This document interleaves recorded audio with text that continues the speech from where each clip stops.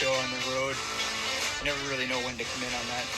Last time I waited too long and everybody was complaining, so I just cut it a little shorter. Anyways, you're listening to Music, Myths and Cannabis. My name's Leon, and we've got my co-host buddy here, Daryl. How's it going? How's it going? Known Daryl for a bazillion years. The idea behind this show is we're going to talk about weed for about 10-15 minutes. Next part of the show, we're going to talk about music, myths, stories, whatever. And I can guarantee you're going to learn something, because every time I talk to Daryl about music, I end up learning something. Last time we've already done a couple of trial shows, and some of the stuff I pulled out of his head, I just was like, what are you talking about? I never heard that. And same with you. Yeah, right on. I learned a few things. Excellent. And this is almost like a test run, because I can already see I need to get a longer cable for my headphones, and I also have to get some mic stands, because we are holding our mics, so apologize for any muffles and ruffles. Okay, how was your week? Good stuff? Yep. It's been a little cool. We're out in BC. A little bit rainy this week, but not too bad. I took the roof off the Jeep a little early. I took the roof off, all of a sudden it rained for 20 hours. It was pretty warm today. Today was pretty good, and it's going to be good for the next few days. So, but anyways, that's not what we're here for. We're going to talk about weed for a couple minutes. When we first we could talk about weed, we could talk about the strain, paraphernalia, like bongs, vaporizers, this, that, and the other. And then sometimes just straight up just a strain, or it could be shatter, could be weed, could be hash. I don't know, whatever. It's going to be all over the place. How to grow it. We're just going to talk about everything. Might have some guests about it too. I've got a guy, my executive producer, Jason Papanopoulos. I love that name. Yeah, I'm pretty sure that's how you say it. And he's got some guests lined up for me, but I haven't talked to him about who exactly, but they're going to be high-end people in the growing industry.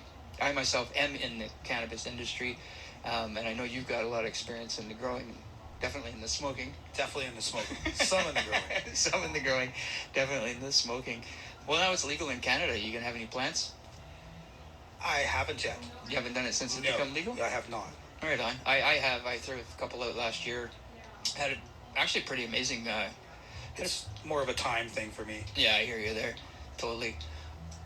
I was going to ask you, it's kind of a weird question, but do you remember the first time you ever got high? I do. Yeah, okay. What was that? Hash on a New Year's Eve, probably 1984. Okay. Something like that. Just at home? No, it was actually at my dad's friend's house, and he took me upstairs. Your dad's buddy took you upstairs and gave you a hoot? He did.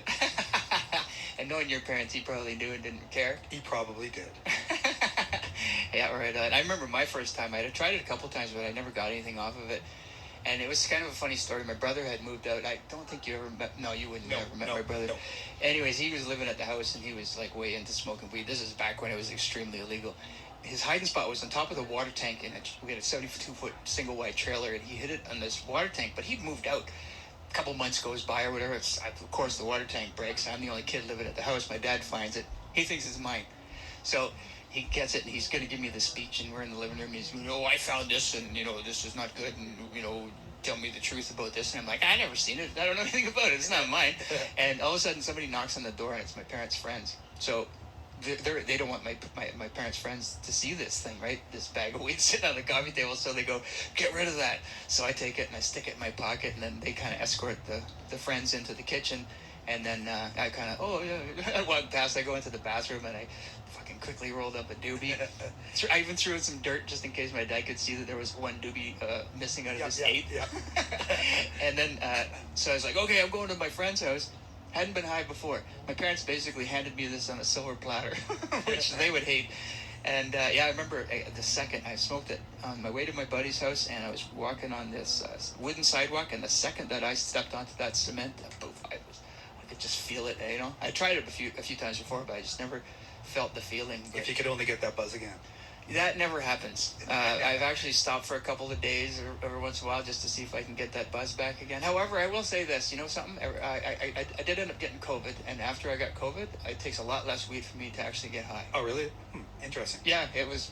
I didn't get very much for side effects, so it was almost worth it. It was almost worth the trade-off. So, okay, I'm going to make some mistakes here because, like I said, this is kind of an audio trial. And I'll tell you the first mistake I made was I got a glass of pop. Yeah. It's going to make me burp. So, not so good. I've got a pre-roll here. And like I was saying, I got to get some mic stands because I want to go through everything. I want to go through the feel of the weed. I want to go through the smell of it, how it breaks up and stuff like that. But since I didn't have mic stands, I had to do this. It's a pre-roll, not a pre-roll from a dispensary. I don't ever buy those ever. You? No. No. And from Not a big dispensary fan.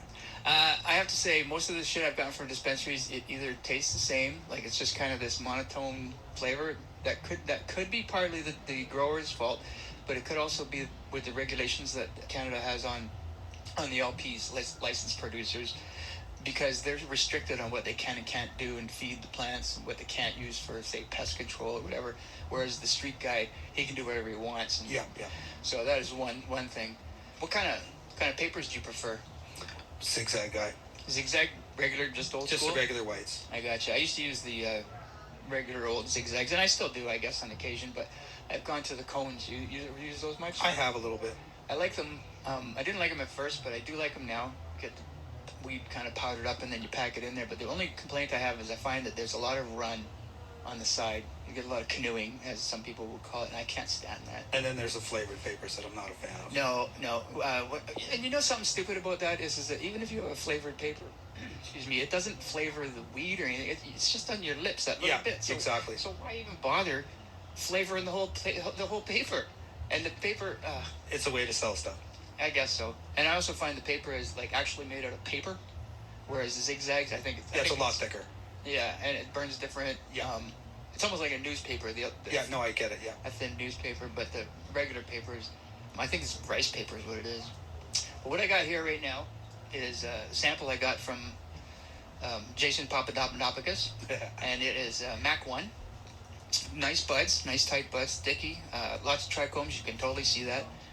I talked to you about this before, but do you use a grinder or Scissors. And I find scissors better myself. It squishes the weed together as opposed to... More flavor, I find. Yeah, I totally agree with you. It squishes it all together. Yeah. And that's the way I like it. I mean, if you're in a hurry, grinder's great. But Sure, but it even, in my opinion, burns better. yeah, I find a grinder can be too fine. Yeah, totally. Okay, here we go. We're going to smoke a doobie. Mac 1. This is the common one right now. I can actually hear the burning. You can hear that too. It smells good. Yeah, Backwood's a common strain right now. It's a good producer. Gives you a good THC level. I've never grown it like personally home, whatever. I've just gotten it from dispensaries and samples and shit. We're growing it quite a bit at work. I think I have some Death Bubba right now. That's what I'm smoking at home. Yeah, you tend to just get... well, obviously, if you don't go to dispensaries, you're going to be getting your shit just from friends here and there. Yeah, locally, yep. And I find you get better bud from street people. Yes. Like, not street people, but... Yeah. Old school growers. Those are the guys that have been through it all. Yes. Oh, yeah, that's not too bad at all. I find myself now, I go for the fatter papers, but I think that's just because... back in the day, Jesus, man, a bag of weed, I remember paying up to like $40 for an eighth. Yeah, no, crazy. So you I can't imagine that now. No, your doobies were definitely a lot smaller. Yeah, I can't imagine it either. We're buying joints for like $5 a piece. That didn't even burn. Not that I ever sold weed, but I did have a situation where if I was selling weed, I had a guy and he paid me $400 for an ounce. I didn't want to sell it. That was the thing. It was some good old skunk. Remember that shit? I love the skunk. Yeah, I wish they could bring that back. I don't know how. If anybody can regenerate it out there or whatever. Yeah, I'm surprised it just went away. Where did it go? There's one guy with it somewhere. There's got to be, right? I knew one guy. He said he was going to try. I think he had some skunk seeds. He was going to try to get it going, and it takes like a long time to get a good plant. Like you got to do your seeds, and then you can pick the best of those and grow that up and shit. So he's looking at a good 8 months before he would have had an answer, and then he got in a fight with his roommate and moved out, and I have no idea. I always laugh at where do they get the names from. Oh fuck, names don't seem to mean anything anymore. Like back in the day, if you got blueberry, you knew what flavor it was going to be. But now, and even for a little while, it was still good because if you say pink kush versus I don't know, green crack, you could call it pink crack. I kind of would have an idea of what flavor we're going to be getting. But now, there's nothing. Like you said the other day, your favorite flavor was God's vagina. Yeah. It's so good. I have no idea what that would taste like, That's something you could put together in your head. It was very good, I must say. Was it a fruity one? It was very flavorful from what I remember. I think I only had it the once. Green crack, I was one of my most favoriteest I ever got. And I actually got that from a dispensary. But the first time I got it, it was awesome. Second, two, three times I got it, nah, not so awesome. It was just could be the curing, it could be the grower. It could, knowing what I know now of the industry, it could have been a different strain completely, and they just changed the name because that's the one that's selling right now. I've seen that happen a few times. And we were talking about the dispensaries that are on the reses where you can get the higher milligram edibles. Yeah, I didn't know that. Where you can only get 10 milligrams at your government ones. Right. You can get up to 100 or at least at the That's the ones awesome. on the res. When it first got legal at the dispensaries, you could get a couple times I'd gotten a chocolate bar or whatever, and it had like 160 or something in it, and that's great because I don't even feel anything till I get around 80, 90 numbers. I don't. Yeah, 100 to 200 is nice. There you go. I myself don't even like edibles anymore. You do them once in a while, eh? I do like them. What's your go-to? Gummies, chocolate bars. Had popcorn one time, was pretty good. Trail mix. Yeah, right on. You ever make any kind of edibles? I've never done it myself. Nope. No, I've made butter and lots of brownies, stuff like that, but I don't like them myself. So it's weird with the first trials of it. I never felt anything, and so I was like, this isn't my kind of thing. Yeah. And then I guess I had enough where I did feel it, and then it wasn't. I just didn't like it. It wasn't my jam. We had the 1,000 milligram freezies that I got. Those ones were. Did you eat a whole freezy? No, about half. But you could eat the whole freezy, like it's so easy. You know what I mean? Yeah. Oh, sure. That would be all fucked up. I don't know. Just like smoking it. I'm one of those guys where I actually like the flavor. It seems to be more my thing. I've used this analogy before. If it was beer, I can get 6% beer or a higher level of THC in a bud, but I'd rather have a beer that tastes good. So even if it was 4%, I'll take a hit in the THC. No old stock for you. No old stock for this guy. I don't even like beer very much, but yeah, definitely no old stock, man. That's definitely shit. Although I did. It was a malt too. See, I couldn't even tell you that much of a difference. I did. Drank many in the Saskatchewan days. Yeah. We drank many old stock. Absolutely. Yeah, Pilsner seems to be another one. Saskatchewan seems to like. Yeah. I don't know what that's about. A boot. Right? We always get busted for the a boot. I've never heard any Canadian in my life say a boot. Maybe a newfie. Yeah. Oh, we just lost all the newfies. Funny thing, newfie doesn't mind being called a newfie. Most don't. Yeah. True story. Any newfie I knew. Right, Ross? Oh, I just was in the middle of trying to hold back a cough. What about bongs and hot knives, things like that? Is that your jam? I don't think I could do a hot knife these days, but yeah, used to be big time. See, I don't like anything that makes me cough. Yeah. And I tend to, maybe I need a bigger bong, those great big tall ones. Yeah, I've never really used the big one. Oh, no way. I'm good. I'm going to cough. I don't want to do that right now. So anyways, that was Mac 1. But like I said, it's not always going to be about the weed. It's going to sometimes be about, it could be anything from growing it, different, maybe we'll get these big bongs. Yeah, test it out. Get some. And we can cough all over the place. Yeah, we'll cough all over the place. Levels will be just popping. Okay, well, other times I'm going to bust down more into the strains and stuff, but this being kind of basically an audio test show, I'm going to move on because I want to know more about these flavors. Like this was Mac 1, but I want to know what THC level it is, what terpenes it has, CBD levels, that kind of stuff. I don't have that information, but like I said, I just kind of wanted to babble about what I want the show to be about. We talked about that actually in 2 of our prior demos and stuff, but we had audio issues, and you probably will never hear those. Yeah. I can't hear them. There's actually some funny stuff out there. I know we did pretty good, but hey, maybe I can regenerate it. I don't know. We'll see. Okay, so music. What are we going to talk about music today?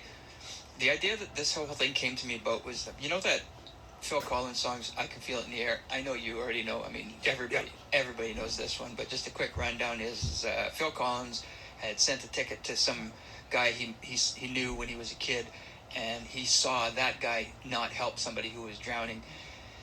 He goes to do the song In the Air. He puts the spotlight on the guy, and then he sings, and then you can check out the words on Google, and it just says a whole bunch of stuff. I was there. I saw what she did. I saw it with my own two eyes, and all that kind of stuff. So there's the myth to Phil Collins song. And Phil Collins, in case nobody knows, is a drummer for Genesis, but then later on had a career on his own. I'm always impressed with a guy who can drum and sing at the same time. Yeah, he's good. I like him. I just always laugh at every album. It's just his big face. Yeah, that's true. Did you ever see Buster, the movie? No. Oh, you don't need to. It was horrible. It was his movie. He was a kid or something like this, grown-up kid. It's been done. You know what I'm doing tonight? No, don't even do it, man. I'm telling you. If you do, don't complain to me. You'd be like, I wish I had my 90 minutes back. But anyways, so that's the myth about Phil Collins. But I wanted to do this. I was going to do the first show about that, but we got talking, and I think a better topic would be the 27 Club. And it also has a tail myth to it about the White Lighter. The White Lighter one. I didn't know about that one. Daryl told me. Oh, and the Phil Collins story, total bullshit. Everybody will tell you that's a true story. It didn't happen. And that's kind of what I want to do on here. For the myth parts, we're going to look into it. Although that's kind of hard too with some of the things because there's so many different websites that have different opinions of this or that, the other thing, and it's kind of hard to tell. So it does take some research, but I do know that one's bullshit because I actually have audio of him saying it. I should have got that and put it on here. I have some audio of him saying that it's complete bullshit. So let's move on. The 27 Club. That is about, you want to explain it? Well, a lot of people died at the age of 27, like from Robert Johnson to Jimi Hendrix to Brian Jones to Jim Morrison, Janis Joplin, Kurt Cobain, Amy Winehouse, and it goes on. And you know who else died? Do you know, you might know this because you're a music goofball like I am. Mia, let me look up her name here. Oh, I think I know what you're Mia talking Zapata? Yeah. Turns out she died at 27 too. Really? I didn't know that. I never listened to much of the Gets. It's not a thing I know, but yeah. I know this one from True Crime. So did you watch True Crime? I did. I've seen that one, yes. Perfect. Yeah, she basically left, I think, the club or whatever. She was just by herself in the streets at some point for a small amount of time. Nobody knew where she was. Where the hell's Mia? It turns out somebody else phoned in 911, found the body laying like in the middle of a street, posed out like Jesus Christ pose kind of thing. And then I think years went by, and then DNA actually caught. Yeah, quite a few years, I believe. Oh, and Mia, she was a lead singer for the Gits, but she was down in Seattle, and she was very tight with like the Soundgarden, the Nirvana bands, and all the grunge. Yeah, they never broke through, but yeah. Exactly. If I remember correctly, they were right on the verge, right? I think so, yes. I think like had a record deal and shit like that. I think they actually did like some shows actually with Joan Jett singing right. after she passed away. I believe so. That's right too. I know you're totally right. Brian Jones is another one. Yes. Jimi Rolling Hendrix. Stones. Yeah, were you a Stones fan? Yeah. Old stuff, yes. I'm one of those guys where I didn't like the Stones that much as I was growing up. I mean, like out of their Stones in the 80s, no. Yeah. Oh no, I hear you. But basically, I was like, out of their 40 albums, I could make like old school. I could make a cassette. Yeah, I hear you. Yeah. That was it. However, I've grown into liking a lot more Stones songs later on. I think that John Belushi was part of this club too, even though he's not a musician. Pretty sure he died at 27 as well. No way. I believe so. I'll have to look into that. There's actually a huge list of people. Yeah. I was so surprised. It's crazy. It is. There's a whole bunch we're not mentioning, and we're not professionals by any means. We are just two goofballs who babble about music constantly. Back in the old days before the internet, we would sit there and talk, and we had no way to prove this. And like Daryl would say something like, "Oh, what was the name of this guy?" And like a week would go by, and then at midnight it'd be like, "Hey." Yeah, exactly. And Robert Johnson. Okay, let's hit him for a minute. How much you know about him? Sold his soul to the devil. He did so. That movie Crossroads. Yeah. Crossroads. Steve Vai. That's right too. Karate Kid, whatever his name is. Ralph Macchiano. There he is. Yeah. Something like that. Yeah, he sold his soul to the devil. He was not a great guitar player, and then he disappeared for a couple months and came back, and he was phenomenal. I was reading some stuff today, and they were saying that there's some controversy about how he died. Some people say, because he was found in 1938, he was found in a field. And 1938, not too many people, the cops and that, they didn't really look too much into any kind of Black Death, just the way it was, yeah. It's horrible. But, so, there wasn't too much of an investigation, and they didn't do autopsies and this, that. But, some people say he died of syphilis. And other people say that he got poisoned probably from one of his, because he cheating wife kind of a situation. Yeah. Husband got pissed off and poisoned him. Apparently he drank a bottle of whiskey or something, and the next thing you know, he was dead. So it's kind of linked towards that. How much truth is in that? I don't know. Can't even find it. But do you ever listen to that really, really old shit? Not a lot, but I do like it. You ever dive into, say, some Lead Belly? I like Lead Belly, yes. Yeah, me too. I love that guy. It's amazing. And for anybody who Probably doesn't know from Lead Belly- Nirvana, that I went back and checked it out, right? Yeah, right. I think it's probably how I found out too. Yeah. But I was so surprised at how many people do Lead Belly songs. Yeah, no, I agree, yeah. It was just like, holy shit. So anybody out there doesn't know Lead Belly, you should look into it. Okay, so Kurt Cobain. Well, actually, Robert Johnson, he's kind of the first person, but not everybody will give him credit for that, but he was actually one of the first people who died at 27 years old in this club. Then it kind of went on, not really, wasn't a club yet, it was just this one guy died. And then around between 70 and about 73, I think, within those 3 years, that's when the four major ones died. Janis Joplin, Jimi Hendrix, Jim Morrison, and Brian Jones? Yeah, I think he was earlier. I can't. 60s maybe? Not really sure. Again, Stones fan, And I will do research on this stuff. It's just we got a lot of people on this particular one. So Kurt Cobain, what do you think? Do you think suicide or murder? I still think Courtney had something to do with it. Yeah, I can't necessarily take that thought out of my head. Yeah. But and everybody obviously knows who Kurt Cobain is, lead singer for Nirvana out of Seattle. It's an amazing band, in my opinion. Like, just phenomenal. Really hit the spot. Because there's a singer from The Mentors, El Duce, Okay. who said that he was hired to do the job, apparently. Oh, that yeah. Courtney hired him. But is he reliable or not? Probably not so much. But Okay, I hadn't heard that one. I've seen a couple of documentaries about her and her relationship with her dad and all about Kurt. Yeah, so the thing with him was, did you know that he had two uncles and a great uncle that shot themselves? no, I did not know that. So mental illness run in his family. Yeah, I'm sure he was going through some shit for sure. Oh, yeah. Oh, and there was another thing I found out just today. When he wrote that suicide letter, did you know who he addressed it to? No, I did see something about that today, but I didn't read the story, way. actually. You saw that today? I did. There was That's something funny. popped up on Facebook. I read it. I was at work. I just quickly read it on my phone for 2 seconds. But he had an imaginary friend, and so that suicide letter is actually addressed to his imaginary friend. I can't remember. It started with a BS, where it was like Botsby or Bobo or something like this. I'm gonna have to look into that now. Yeah, I'm gonna have to. It was interesting, but I just constantly see another piece of this that I just, it's like, oh no, I didn't know that. He's a huge heavy drinker at 13.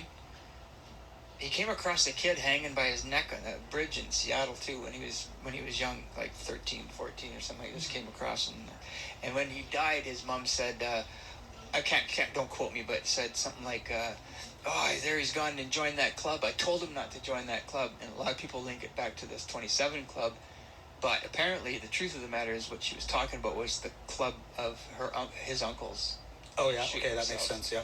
I'm not saying they were all 27. Yeah, but yeah. They killed themselves and stuff like that. So that's what she was kind of referring to. What about Amy Winehouse? Don't know much about her myself. Never was a huge...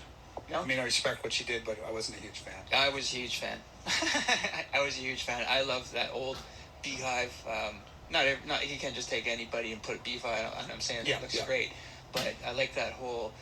My mom was a big music listener, dancer. Dancing around, and I think it was their time. Your mom probably. Yeah. Music comes on. Oh yeah, for sure. So yeah, mom was a big dancer. Dad liked music too, but mom was a huge dancer. And so I got introduced to a lot of that really old stuff, like Patsy Cline, Buddy Holly, just... As well, I did too. I just never really dug into her catalog of stuff, really. I heard a song here and there, that's about it. Yeah, she was quite a mess. She started off on a pop kind of a level, and then just got hooked into the booze and the heroin and that, and she just could never recover. That last concert, do you ever see her I guess you don't watch it too much. No, I did Her not. last concert is on YouTube. Oh, really? Oh, my God. She is fucked up. And the band's pissed off, and the crowd's booing. It's pretty sad.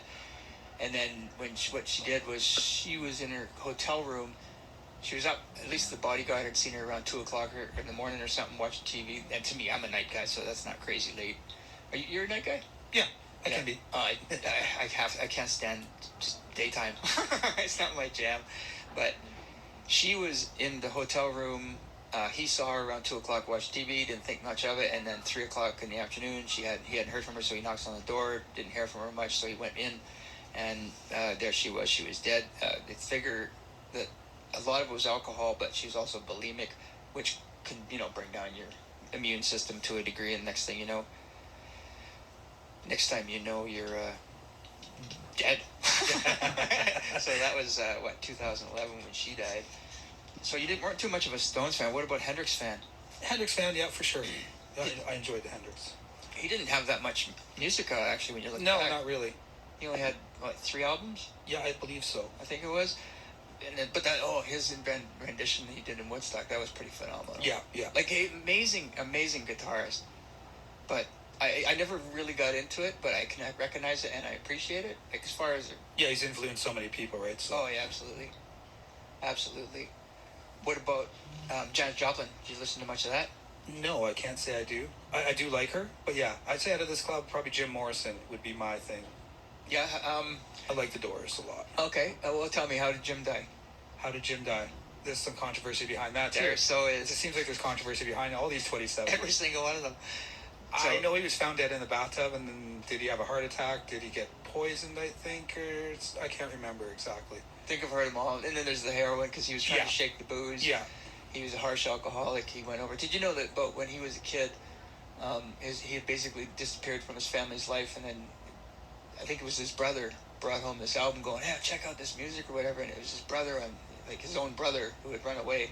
So Jim Morrison's little brother liked this music, bought the album, and saw his own brother on it, and he didn't even know. Oh, really? I did not. And that was his introduction to how the parents and the whole family found out that he was into music. Oh wow. But yeah, he was a harsh fucking alcoholic. Yeah, bad. Yeah. Some of his live shows are pretty out there too. Yeah, I may see you now. I'm gonna have to dig that up. He went over to Paris. Some people say he was going over to kind of straighten out, and when he left, he was getting to the point where he was pretty fat. He got over there, and he still was fat. He had a great big beard. He was trying to hide, basically. He didn't want to be recognized. He'd go to the pub and just get shit faced. And apparently, he had started losing some weight, going on walks, but he wouldn't give up the heroin. Yeah. So from what I understand, it was a heroin overdose. That would be my guess of the whole thing. Yeah, and just like they tried to continue on. They released an album with just the Ray Manzarek singing. The closest thing I could say that ever worked with a band continuing on after somebody died would be, to me, AC/DC. But I have to say, my favorite AC/DC is with Bon Scott. Oh, 100%, yeah. Which is also, who else is dead? Speaking of the Doors, though, they did do a tour with the singer from The Cult that was actually pretty good. Oh, okay. Ian Astbury. Yes, exactly. Big fan of his, actually. Really? Oh, yeah. Well, I was a huge Cult fan when I was a kid. Yeah, I just thought that album, Electric, did it for me. Even Love, yeah. For me, the first song I ever heard from was She Sells Sanctuary. Yeah. I remember I was just had done laundry. I 17, I think. I got my own little place, 18. And I got my place and folding laundry, and the song came on, and it just hit me like instantly. I just thought that was just awesome. Looked into them and stuff. You ever seen them? I've never seen them live, no. No way? I've seen them twice now. I've seen them once. They opened for Metallica in Saskatchewan. Yeah. And then out here we went to a show, and it had, Primal Scream, The Cult, and Jane's Addiction. Oh, I've never seen Jane's Addiction either. I'm a big fan of theirs. I got one on you. Yeah. I am a huge fan of theirs. I always have been. Perry Farrell, especially. Oh, I remember. Trying to sleep for work. Leon comes, and here comes Big Cot Stealer at 3 a.m. Yeah, that's probably true. That's not the first time. At Daryl Jacobson's house. Oh, yeah, Daryl. That's another story. And then, who else? Oh, Janis Joplin. Do you know how she died? No. Offhand, I'm just drawing a blank right now. Heroin overdose. Yeah, was my guess. She was not a huge Janis Joplin fan, but I totally understand where the fan club comes from. I get that. But I never felt so bad for She's a great singer. She was a good singer, a great singer. Coming out of the most awkward body that you would suspect, and you get a mental visual of who you think is behind this voice. Yeah. Definitely wasn't Janis Joplin. No, for sure. And she was bullied like crazy when she was a kid. Do you know about all that? No. Oh, it's like a whole town hated her, and they just fucking called the shit, to the point that in her yearbook she's voted ugliest man on campus. It's horrible. Of course, bullying is bad now, and we would never do that. Never ever. But people are horrible. Anyways, okay, so we talked about Jimi Hendrix. Okay, so there's a lot of controversy behind his death too. I mean, some people say the FBI killed him. Yep. No, I've heard that too. Heard that one. Jim Morrison. I think we covered all the major. Yeah, the Brian Jones one too is also controversial. I have more notes here, but to be honest with you, I can't read it because the light shut off a little bit. It's too dark. So it's just going off the top of my head. 4 of those people died within 3 years. I found that interesting. Oh, really? Yeah, I got the numbers here, but I don't want to flip papers over the mic. But between, I think it was 1970 and 73. Was it also they died in the same apartment? Oh, that one. Okay, so... Is that still part of the 27 Club? Or is that... Let's see here. Keith Moon? Yeah, I don't think so. Keith Moon and who else was it died in the same... Oh, Mama. Oh, Mama Cass. Yes. Yeah, so she died in his place. Harry's place. It was Harry Nelson's house. And so there's 3 major musicians and knocked into this one apartment, and he got so depressed over that he wouldn't go back to the flat. I think it was in like over in Europe, so whatever. Yeah, can't blame him. The apartment. Oh no, totally. But he still kept it, like he owned it. But yeah. And you know who bought it? I think it's, well, recently I found out. I don't know if it happened recently, but just to make sure that it didn't get swarmed with paparazzi and stuff like that. Any idea who bought it? No. Pete Townsend. Oh wow. Okay. Yeah. It's just some people, they do that so they don't want to just have all the tabloids and fans like Jim Morrison's grave, for example. Yeah. Craziness. Over by where Amy Winehouse died, like it's just, or probably where Kurt. Yeah, probably everything, you know. Yeah. Those people just, I'm not like that myself. I might be on tour bus and take a look to the right. Yes. But I'm not going to stop and ruin it. But anyways, well, that's kind of basically the idea, what we're looking for to do as a show.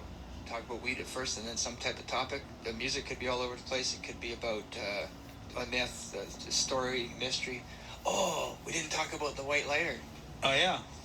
Another myth. Daryl told me this one. You go ahead. Apparently most of those, or all of those, 27 Club were found with a white Bic lighter in their pocket or in their possession somewhere in the room. Then that's really bizarre. I can debunk that right now. It's supposed to be a white lighter curse. If it's a white lighter curse, maybe. But if it's a white Bic lighter, it can't happen because Bics didn't come out until 1973. Okay. I looked a little bit into that. So if it's literally a white Bic myth, then that can't be true. Yeah. Especially with Robert Johnson. Yes, exactly. But if it's just a white lighter, then it could be. So we'll do more research. I guess I'm gonna have to do more research. I already thought I had that busted, but now that I think about it. So anyways, again, this is a test show. I'm going to come up with maybe some type of outro music, okay, stuff like that. But for right now, I'm just gonna have to say peace and love, and we're gonna do another show in 2 weeks, and hopefully this all sounds good and people like it. Okay, cheers. See you in 2 weeks.